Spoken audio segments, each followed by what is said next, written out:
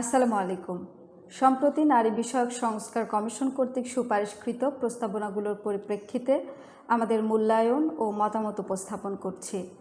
শিলিমালা একাডেমির সম্মানিত প্রেসিডেন্ট ইতোমধ্যেই এ বিষয়ে তার সুস্পষ্ট বিবৃতি প্রদান করেছেন। সেই সূত্র ধরেই আমরা বলতে চাই, নারী বিষয়ক সংস্কার কমিশন কর্তৃক সুপারিশকৃত প্রস্তাবনাসমূহ ঔপনিবেশিক চিন্তার আদলে সৃষ্ট, বিকৃত এবং ভারসাম্যহীন। এই প্রস্তাবনাসমূহ শুধু বাংলার ধর্মপ্রাণ ও শালীন নারী সমাজের চিন্তার পরিপন্থী নয়, উপরন্তু বাংলা অঞ্চলের জাতিসত্তা ও ঐতিহাসিক ভিত্তির সাথেও সাংঘর্ষিক।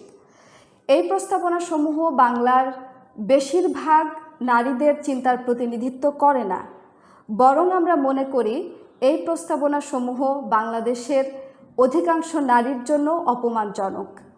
সেক্ষেত্রে সমাধানমূলক প্রস্তাবনা প্রণয়ন বাংলার সামাজিক এবং ধর্মীয় মূল্যবোধের আলোকেই হওয়া উচিত ছিল, পুঁজিবাদী চিন্তার আলোকে নয়। নারী কারো পণ্য নয়, নারী কারো দাস নয় যে তাকে দাসত্বের সার্টিফিকেট প্রদান করতে হবে, বরং নারী মহান আল্লাহর জামাল সিফাতের তাজাল্লি, নারী আশরাফুল মাখলুকাত, নারী কোরআন এবং হাদিসের আলোকে দায়িত্বপ্রাপ্ত ব্যক্তি।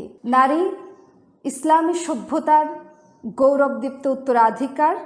নারীর সম্মান, মর্যাদা, অধিকার, উত্তরাধিকার সহ সকল বিষয়ে ইসলামে সুস্পষ্ট আইন রয়েছে। আমরা মনে করি এবং বিশ্বাস করি এই আইনসমূহ বাস্তবায়নের মধ্য দিয়েই উদ্ভূত সকল সমস্যার সমাধান করা সম্ভব।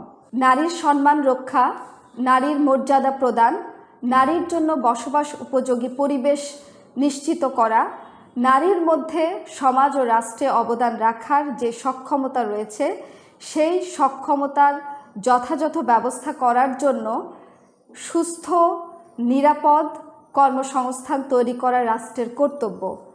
আর এক্ষেত্রেও আমাদের ধর্মীয় এবং সামাজিক মূল্যবোধকেই সামনে রাখতে হবে।